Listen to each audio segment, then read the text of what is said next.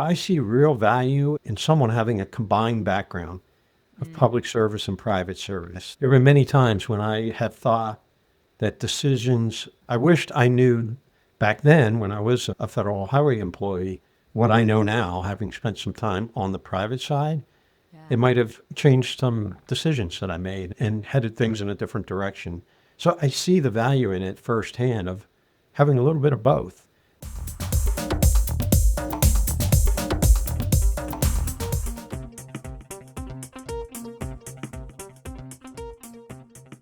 Welcome back, everyone, to a new episode of AEC Perspectives by RS&H. I am your host, Rachel Moore, and I'm very excited about today's episode, and you should be too, because we are going to be talking about navigating a public to private career shift. And we have two experts from RS&H, Tom Everett and Alonzi, who are going to help us with that. But before we get to them, I do want to describe why this might be important for you. This is really for you. If you're like a mid to senior level professional in the infrastructure industry, particularly working in a public agency and thinking about a career transition from public to private, you are going to want to listen into this entire episode. Also, if you're an early career professional or a private sector leader and wanting to better understand public agency perspectives, we have them right here for you in this episode. So really excited to take a thoughtful and candid look at that transition from public to private. And with that, I've got two experts that are going to help us do that. First off, I'm really pleased to welcome Tom Everett, professional engineer who has more than 40 years of experience in engineering and policy leadership, including 3 years as the executive director of the Federal Highway Administration, or you might fondly know it as FHWA. Tom joined RS&H in 2022 and serves as the Senior Vice President and Infrastructure Market Strategy Lead. That's a mouthful, and we're going to get a mouthful from him during this episode. He has deep expertise in highway and bridge design, construction, and maintenance, and a comprehensive understanding of transportation issues. And thus, he plays a really pivotal role in driving strategic initiatives and advancing infrastructure solutions. Tom, with all of that going on, I'm really excited to welcome you to this episode recording of AEC Perspectives. Thanks for being on the pod. Yeah, thank you, Rachel. Happy to be here. Awesome. But Tom is not alone. We're also introducing and bringing on Alonzi. Alonzi is a vice president and strategy market leader at RS&H, supporting strategic growth across the transportation sector with a focus on Texas and contributing to initiatives nationwide. He brings more than 35 years of leadership experience with the FHWA, including 20 years in Texas as division administrator and deputy division administrator. He's recognized, and including on here, for his deep expertise in transportation policy, infrastructure investment, and collaborative leadership. Plus, he leverages his public sector experience to help advance purposeful, sustainable infrastructure solutions that all enhance mobility, opportunity, and long-term value for clients and communities. Also, lots going on with you, Al, and thank you so much for joining us here on the podcast, too. Thanks so much, Rachel. Good to be here with you. I'm excited to have you both here because I have a feeling a lot of people are really thinking through what we kind of laid up this episode to be about, that switch from public to private in one's career. So with that, I'm going to ask you both this question. Tom, I'll take this to you first for your answer because you both spent time at the Federal Highway Administration. Tom, I'd like to hear, and then from Al too, but what initially motivated you to make that move to a private firm like RS&H, and what questions were top of mind before you made that change, Tom? Sure. When I graduated college many years ago, I had two job offers.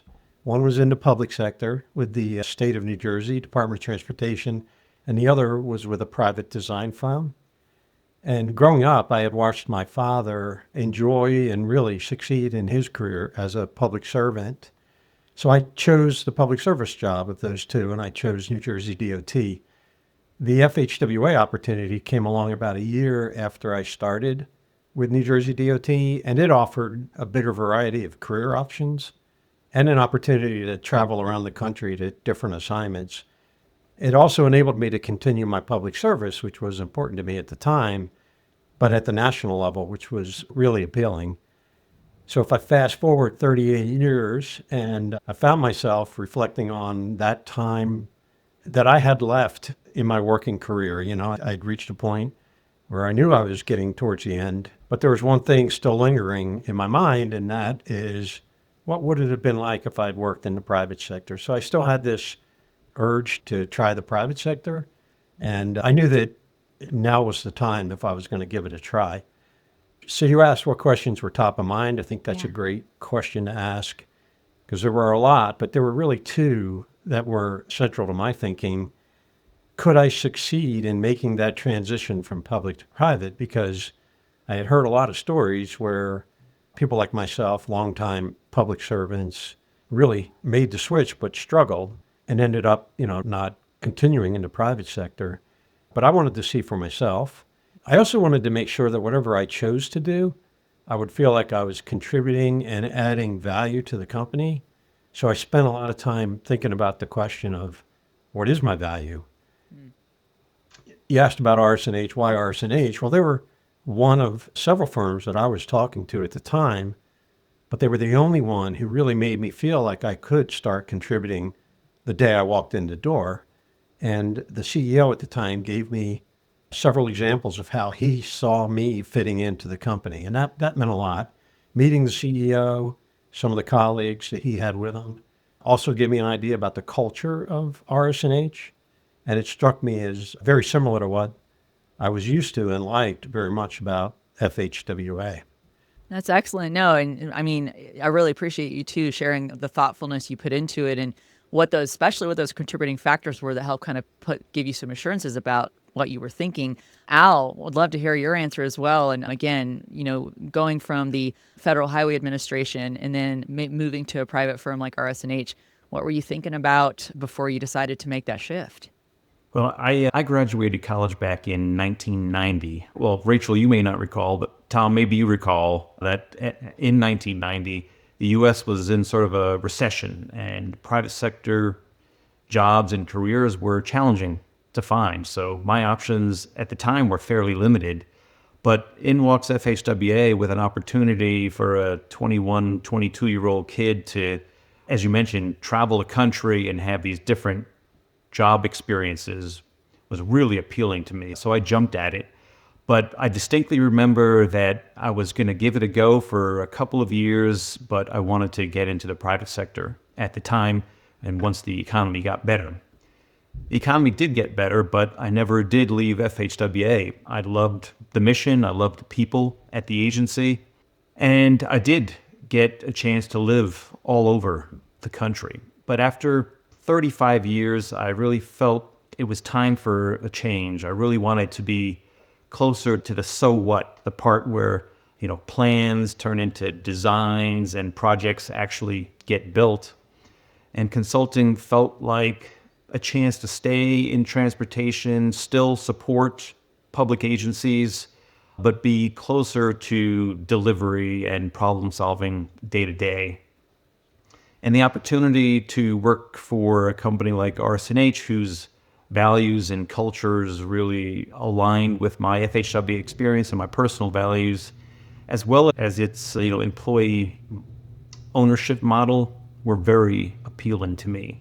But as I thought about that transition, there were a couple of questions that were top of mind to me as well.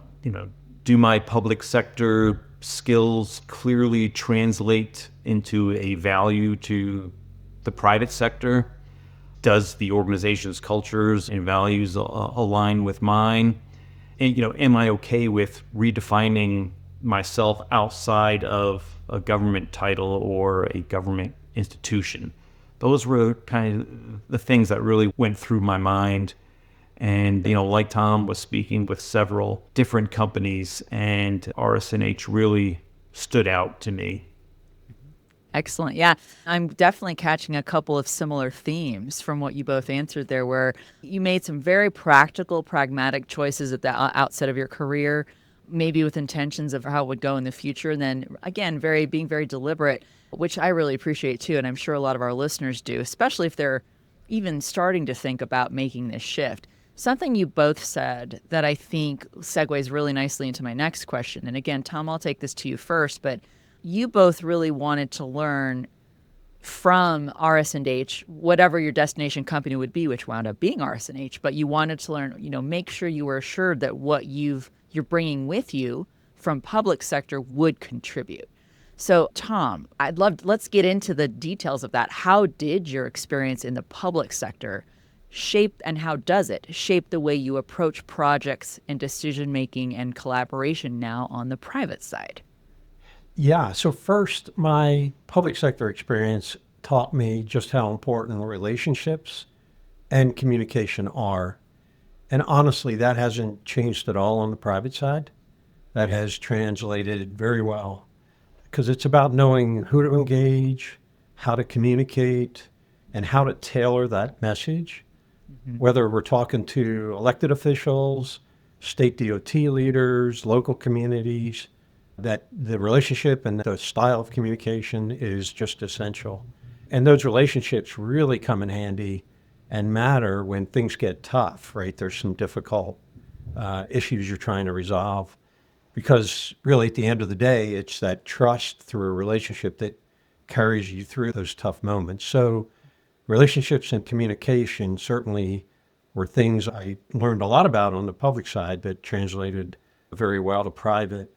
But, it's interesting because second, I don't see public service as something that ends when you leave government. The responsibility to the public, to communities, to outcomes still shows up in the decisions that we make every day. Yeah. So for me, the lens changed, but the commitment never really did. And long-term public service kind of gives you a deep respect for compliance. I think former government employees are often viewed that way, as really focused on compliance. But for me, it was more of a respect for compliance, but also what I value is a deeper understanding of how those laws are meant to work. And so on the private side, that allows me to navigate regulations and laws with clarity and confidence instead of fear of what happens if you do not comply. And what I have found, there's just a lot of misunderstanding around what those laws actually allow. Yeah. And so my background has really helped me focus less on like rigid interpretation and more on what's the intent, what's the flexibility that exists, and what's responsible decision making that fits within the intent of the law. Those are some great points. And again, things that I'm sure are really helpful for anyone who's thinking about, well, what will my public sector experience bring to the private? Will it be that much different? So I love those similarities, but also the differentiators I think that you brought up saying, look, I'm bringing something in here that maybe wasn't present, but because I worked in the public sector, it was. Al, as promised, I'm bringing this same question to you. Would love to hear your answers as well. Like, how is your experience in the public sector shaping the way you're approaching these projects, decisions, and collabs on the private side here at RS&H? Yeah, I wanted to follow up on, because I certainly agree with everything Tom said, but pick up on a point that he made. I thought it was really interesting, Tom, that you mentioned the importance of relationships. While I was at FHWA, I helped to deliver a decision-making course for aspiring senior leaders. And there was a whole module dedicated to the importance of relationships in being successful on the public side. And certainly that is translatable skill that is absolutely critical to the private side as well. Thinking about the decision-making process and that course that I was delivering, it was a 13-step decision-making model that was really aimed at aspiring senior leaders in the field, and it was delivered through a series of case studies. And, if you Google, decision-making models or steps, you'll see a lot of similarities. They could be 8 steps, they can be 15 steps, but really at its core, it's, identifying the problem, it's collecting information, it's identifying alternatives and understanding the risks of those different alternatives, and then implementing actions and monitoring those results. That framework is really transferable to the work that we do on the private side. In fact, I've drawn on it in my work already in just a short time. Nice.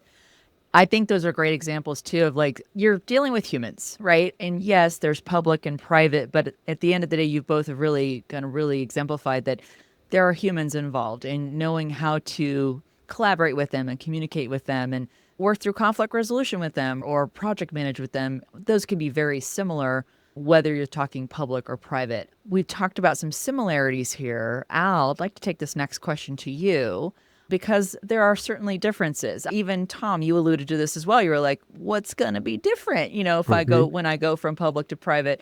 So Al, for any professionals listening to this episode or watching it, and they're considering a transition from public to private, what differences between those two were most surprising for you? Rachel, there were maybe 3 differences that were most surprising to me.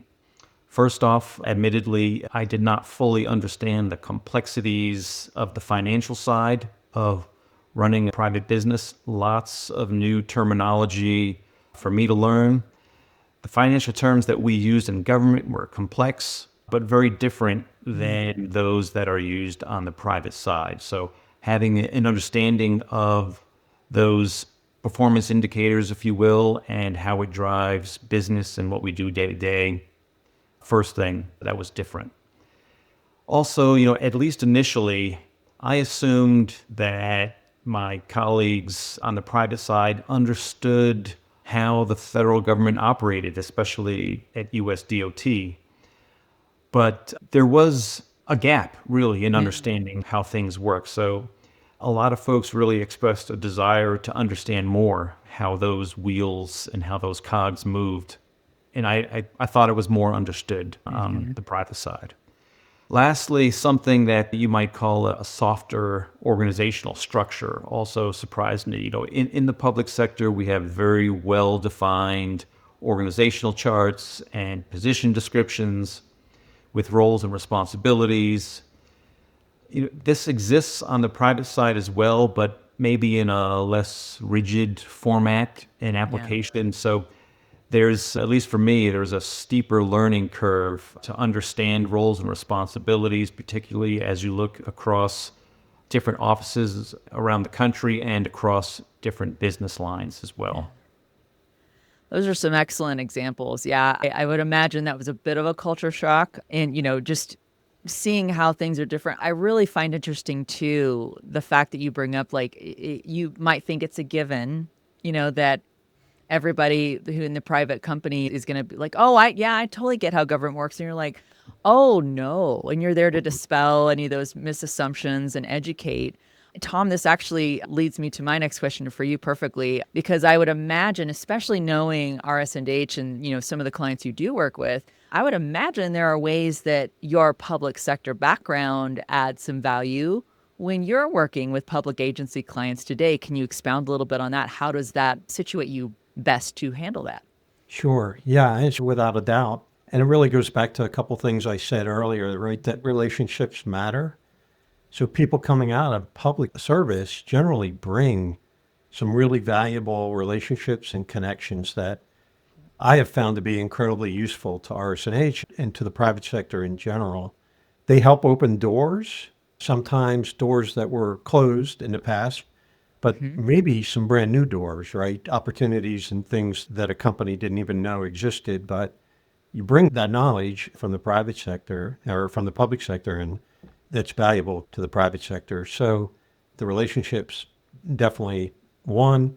The deep understanding I mentioned of laws and regulations, but throw in programs, so funding programs, policies, which are, different than laws and regulations. But maybe more importantly, and I think I mentioned this earlier as well, but it's the flexibility that exists within those to make decisions that are, thoughtful, but inside the intent of the policies and regs and laws. And then I said funding, which made me think just knowing what funding is available and how that funding flows to clients and what it can and can't support is really, I have found to be really valuable information for our staff to help, in their client interactions. That goes without saying almost, right? Because it's like you do have a little bit, like I know we offline, we're talking a little bit about sports and stuff, but it's a little insider baseball, to be able to bring that to say, hey, if we're looking for ways to kind of help get this client through some gates, and over some hurdles with us, you already kind of know, well, here's what we can propose and how we can work with them to make this possible. So That seems hugely beneficial. I was just going to add, because one thing that I had the benefit of bringing to RS&H, because of the role I played in my public service, I actually had a hand in helping draft the highway legislation that exists today at the federal level. Wow. And there aren't very many people that can say that, but it's just an example of the value that public individuals can bring because of the things they get to be involved in whatever government, we're talking about. But that is valuable too, to just have that inside baseball knowledge. And That's right. yeah. Yeah, absolutely. It makes a lot of sense. I mean, it's kind of encouraging, I would imagine, to a lot of our listeners if they're like, well, I am in the public sector and, would the private sector be interested? And it sounds like that's a yes. Why, yes, indeed. You're bringing a lot into the equation. Tom, you mentioned something that's going to bring me over to my next question for you, Al. But you were talking about compliance and regulations, which absolutely valuable to know in the context, particularly of the public sector, but then obviously bringing that knowledge into private. But then that leads us to think about ethics and ethical considerations for when one is transitioning from public service into the private sector. And Al, that's what I want to ask you about. What should people be considering? Are there considerations? And if so, what are those when it comes to like ethical grounds and stuff for transitioning from public service to the private sector? Sure, Rachel. Having only made that transition to the private side about 8 months ago, this is still top of mind for me. So it's a great question. One thing, I want to clear up from the get-go is this misconception that ethics stops the minute you leave government, right? It really doesn't. In the private side, you still have ethics rules. And in fact, RS&H has its own code of conduct and business ethics. Our first corporate value, in fact, is integrity, right? So it says a lot about RS&H and the importance of ethics in carrying out business on the private side.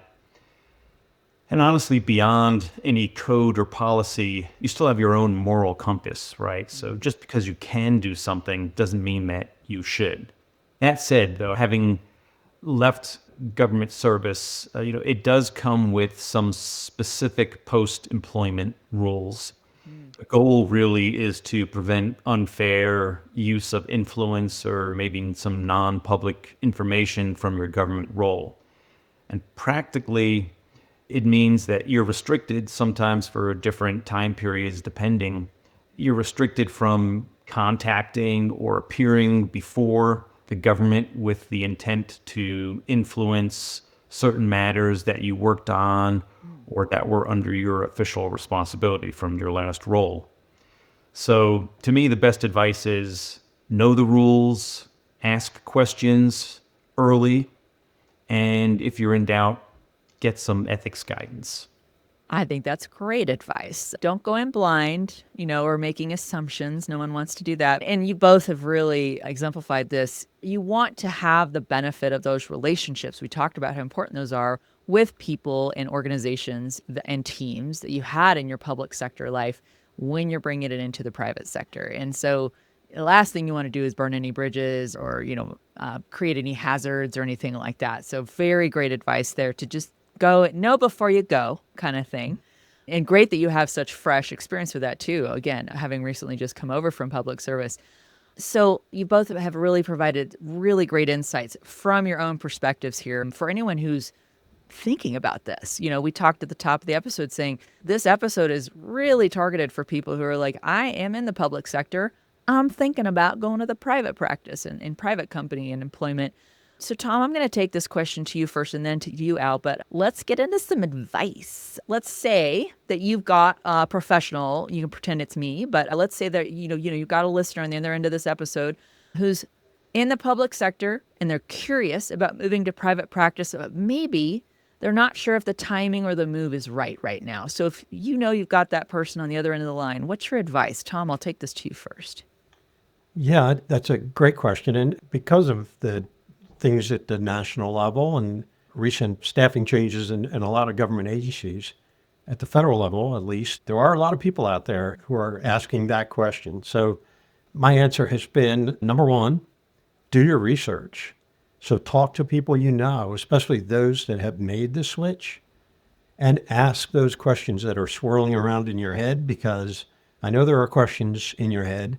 They're probably the same questions that went through my head, Al's head, and everybody else's head who has made the switch. So do that research, ask those questions. The other is look into the companies that you are considering. Understand their ownership structure. I think we've mentioned culture a couple of times, and to the extent you can, get a feel for the culture of the companies. Develop a private sector suitable resume. It is not the same as a government resume. And there are a ton of resources available to help people with resume writing. But my advice would be give thought to those areas where you can add value. And we talked about that a little bit, and highlight the examples that from your career where you found ways to improve efficiency, save money, save time, manage complex projects. Really give thought to those things that you know will be of most interest to your future private sector employer. Be ready to learn. So even senior leaders like myself and Al may feel like beginners again. I know I have. The acronyms are different. There are acronyms, but they're different. The decision logic is a little bit different, although the fundamental steps, like Al talked about, are pretty much the same. Pace changes, and there's just a lot of differences, and you really need to come into the private sector with an open mind. And then once on board, don't be afraid to ask why a lot, and don't apologize for it. Curiosity is valued and respected. In fact, Al brought up one of our values of integrity. Curiosity is also one of our RS&H values. So be curious, ask a lot of questions. Similarly, learn how your expertise supports the objectives of your new employer. And then you have to look for places to plug in and find where you can add value. Don't wait for work to find you. I know in the public sector, my experience was work always found me, and I always had a lot more on my to-do list for the day than I was able to get done. That hasn't been the case in the private side. You have to find where you can add value, plug yourself in, and find that work. Those are excellent insights. Thank you so much for that. And yeah, Al, I'm going to take this to you too, because I'd love to hear your advice, particularly, again, you made this switch pretty recently. So if someone's not sure about the timing or their move right now from public to private, what would your advice be? Yeah, so I thought maybe I'd focus, because that was a great list from Tom, maybe on, as you're transitioning, what are some of the pitfalls to avoid? Nice. One might be, on the public side, there's a lot of emphasis on process, right? Where on the private side, over-focusing on process when, the team needs a decision or a plan or some sort of call on risk straight away. You just have to go with the 80% solution sometimes, right? Mm-hmm. Secondly, maybe not learning the financial basics that we were talking about before, margin and utilization and, KPIs for your business line and how those really drive priorities. Another pitfall to avoid might be waiting for perfect information, right? Offer a recommendation with assumptions and, you got to take some risks to move forward. And maybe, lastly, just following up on the ethics discussion we just had, avoid missteps on ethics or knowing the cooling off rules. And when in doubt, of course, always consult your ethics officials. Excellent. No, those are great. Man, it's a playbook that just happened just now for anyone who's thinking of making this switch. This is excellent advice. And again, from two people who've been through it and are seeing success on the other side coming over from public sector. So my final question to both of you, I feel like, again, there's been an undercurrent through every answer you've provided here through our discussion about why you picked RS&H. Kind of what stood out to you, what was the differentiator from them, from any other choices you had for moving to private sector. And you've always also kind of enumerated a few of the values here. So I don't know if everybody listening knows this, but RS&H is marking 85 years of being in business, of being in existence. So again, I'm going to take my normal order. Tom, to you first and then to Al. But Tom, what excites you most about where the firm and the industry is headed, especially given your unique career path? Yeah, a lot. Because right now in the transportation industry, it's a really exciting time. There are so many different technological innovations coming at us, whether it's artificial intelligence, unmanned aerial systems, digital delivery, where you have a digital record of an asset from the time it was designed through its life, the data that is now available to be analyzed on assets. And what really intrigues me is the predictive capabilities that exist now. By looking at that data, we can predict where crashes are going to occur before they occur, predict how things are going to deteriorate. It's just amazing. And, it's going to develop in the future. That's pretty exciting. The connected and autonomous vehicle technologies, and even something a little simpler, just the introduction of electric vehicles into our fleet. I mean, that's happened pretty rapidly and will continue. That changes things, and it's all for the good.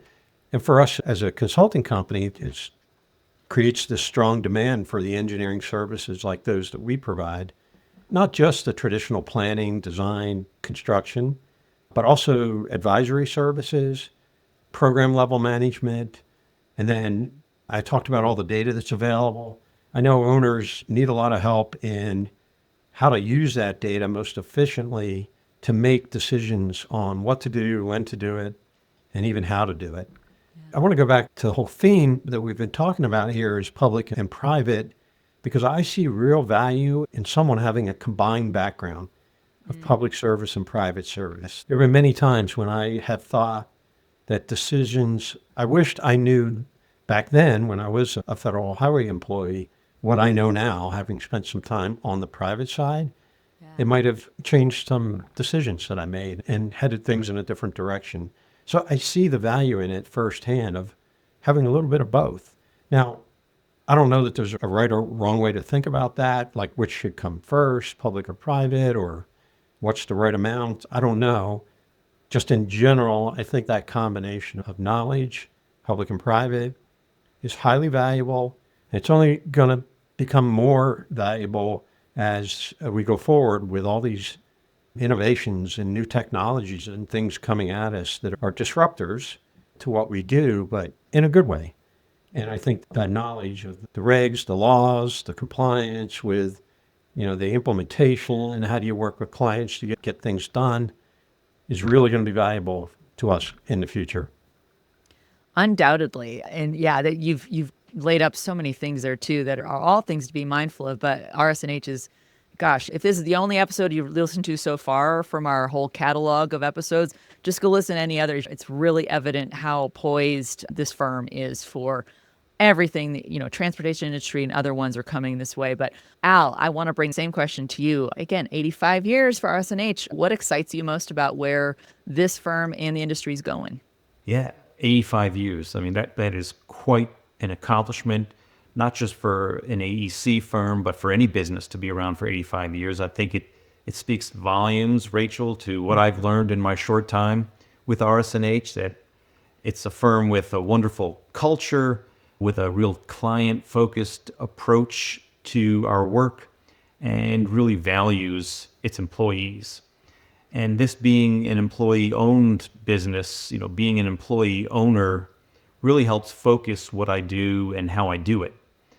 Our strategic plan that was passed just a year ago or so is really setting us on a path for strong and sustainable growth. And so what's exciting to me is how quickly the industry is evolving, those technologies that Tom mentioned a moment ago, and how that translates into real, tangible improvements for communities.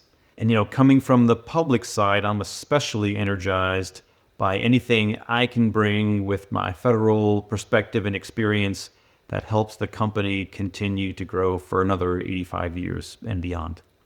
Well, I think you both have made an excellent case for why not only should public sector, career professionals early or any stage of where they are in their career really kind of contemplate, hey, maybe private is the move I need to make, but you definitely made the case for why RS&H would be a company to consider, considering everything that you have shared about your own experiences here and where the future is going to take us. So I want to personally thank you and, for providing such great expertise, wealth of knowledge going on here with both of you, particularly with appreciating your decision making and how thoughtful you were with making some changes, that were pretty big, and then sharing those insights with us. So Tom, Al, I want to again thank you so much for sharing your expertise here on the pod. I have a feeling we'll be seeing more of you on some more episodes and stuff if we haven't already, but thank you so much for both being here today. Thanks so much, Rachel. And for anyone else who's listening or watching, again, this has been AEC Perspectives, a podcast by RS&H. Please find and follow us everywhere you like to listen to or watch your favorite podcasts, and visit us online. And of course, as we've alluded to, RS&H has some excellent career opportunities for anyone who's might be looking to make the switch if now is the time for you. So do go check out our website, check out our company culture, and by all means, check out more episodes of AEC Perspectives. We'll catch you on the next episode.